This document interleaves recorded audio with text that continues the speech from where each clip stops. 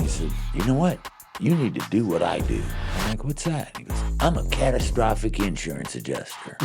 Greg O'Shea says you're going to be a good adjuster. You're going to be a good adjuster.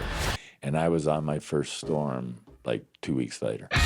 Don't get too fancy. Fancy gets broken. This video is sponsored by the Adjuster TV Plus app for iOS and Android phones and tablets. Download for free right now in the App Store or Google Play and get started. I spent 15 years as a production manager, co-producer for large-scale benefit concerts around the country for some of the most well-known artists in the country. Loved the job. It was a lot like adjusting in the summertime was usually our season, so we were doing festivals all summer. But, you know, once the festivals are over, then the season's over. Yeah.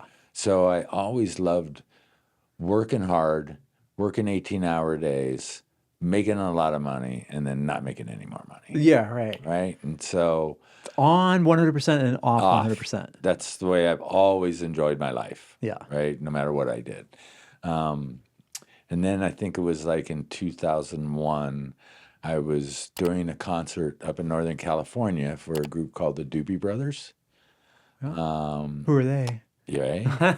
And so I got, not name dropping, but their manager, who was the head guy it was on his vineyard, said, I have a guy coming that has a brand new bus and he needs to be taken care of. Well, in my world, I don't care who you are, whether you're a superstar or a guy picking up trash. If somebody gives me a directive, I do it. So I had the crew go out. I called the guy up. I said, how tall is your bus? How wide's your bus? How long's your bus? And we cut almost a quarter mile of olive trees to the height and width of this guy's bus. So he drives up to Bruce's house, and I already have him set up. I've got sewer set up for him. I got power set up for him. And the guy gets out of his car and he goes, wow, nobody's ever done this like that for me. And I'm like, dude, don't know who you are. You're a VIP. Boss told me, here you go. See you later. And left it. There's only one company that provides E&O and general liability insurance solely to the claims industry, and that's Kaplik. They even have drone and cyber coverages. Download the free guide all about the different kinds of insurance that you, as the adjuster, should carry at cplic.net/adjustertv. Didn't think anything about it, right? And so the next year, so that was 2000, this was 2001. The next year, the guy comes back, and I know he's coming, so I make sure the trees are trimmed, and I get everything done, and I set him all up, and he gets out, and the concert goes on, and right towards the end of the show, he says, I need to take you to dinner. I'm like, okay, free dinner. All right. And we're in wine country. This is up in Sonoma. So oh, boy. Free wine, right? Free, yeah. So I go out to dinner and have a bottle of wine, a couple bottles of wine with this guy. And he said, you know what? You need to do what I do. I'm like, what's that? And he goes, I'm a catastrophic insurance adjuster. I look around the room, I'm like, what the hell are you talking about? There's absolutely no way am I getting in the insurance industry. Right, I love what I do. And I go, why would I want to do that? And he goes, because I make 6 figures in 6 months. And I knew at the time, based upon what I was making in production, which certainly wasn't 6 figures, right? Yeah. And I was working at another venue in Arizona that I knew was going to go out of business. And so I kind of like, yeah, okay. And true story, I went back to my hotel room that night, turned on the television, and the very first image was a tropical storm hitting Louisiana. And I looked up and I'm like, okay, God, I guess I'm going to be a catastrophic insurance adjuster. Met him the next day, said, okay, what do I need to do? He said, you need to get licensed in your home state first. Then you got to get a Texas license. Then you got to get hired by Pilot Catastrophe Service. Then you got to get State Farm certified. And when you do all of that, call me up. That was it, right? Don't call me until if you're going to do it, this is what you got to do. Right. So I went back home to my wife and I'm like, honey, I think I'm going to be a catastrophic insurance adjuster. A what? What? Exactly. And why the hell would you do that? God bless you. Do we need tissue? And how much is it going to cost us? Yeah, And right. And so I did. This was like in October, and I researched. There were no training facilities like you have or like I had, or there was nothing out there at the time. And I got this book from a public adjuster in Arizona, flunked miserably on my test, figured out what that little book didn't have, which was mostly math and that kind of stuff. And so second time I passed the test, I went to NACA like in January. So this was October, and now we're in January. And I walked up to the pilot booth, and I walked up to the guy there, and I said, "You need to hire me." He's like, "Why the hell would I hire you?" I said, "Because somebody told me you had to hire me in order for me to do what I want to do. So you need to hire me." He said, "Well, okay, I'll put you on our pilot college," or whatever it was, a 5-day course.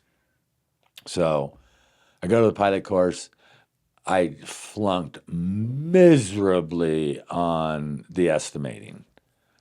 What things were, what's a shingle, what's the felt paper, all the rest of that. But there was one part of that course where you had to talk to an insured, and you had to tell them why you weren't going to buy their whole roof. You were only going to buy one slope of the roof, not their whole roof.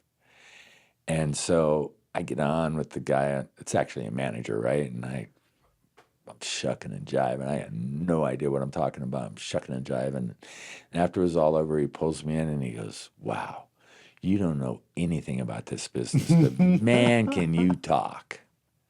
So I get hired by Pilot. Right. I go to Everill's and I get my State Farm certification. Flunked it miserably. I didn't know anything about policy or estimatics or anything. Flunked it miserably the first time. They were kind enough, because I went all the way to Colorado, to let me stay for another day and go back through all the books and everything and retake the test.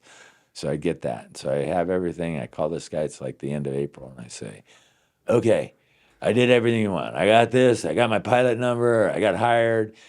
Get all done." And he says, "Okay, take this phone number down." I write the phone number down. And he goes, "Wait one day. Call that lady up and tell her Greg O'Shea told you to call." I wait one day. I call this lady up. She says, "If Greg O'Shea says you're going to be a good adjuster, you're going to be a good adjuster." And I was on my first storm like 2 weeks later. As a mentee, went out as a ladder boy for a seasoned adjuster to train me. He trained me for like a month before they actually sent me out on my first storm. And I loved it because I used to call it, like, to me, it was all production. Yeah. When I showed up on a storm, from the minute I showed up on storm, it was a production. I got to get to the other end of it. So I had the mentality of working hard, working long hours, figuring out things that could go wrong and all the rest of that. And like you said, about 100%, my second storm, because State Farm used to have re-inspectors go behind us. So they pick several claims and the re-inspector goes behind you. On my second storm, I'm sitting there with the re-inspector and my pilot manager, and I'm like, "Oh my God, what did I do wrong?"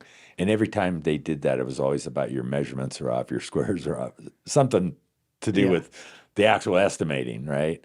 And the lady says, "Do you remember Miss Smith?" And I'm like, "Oh my God." She was the one you were talking about. And I'm like, "Oh, she hated me.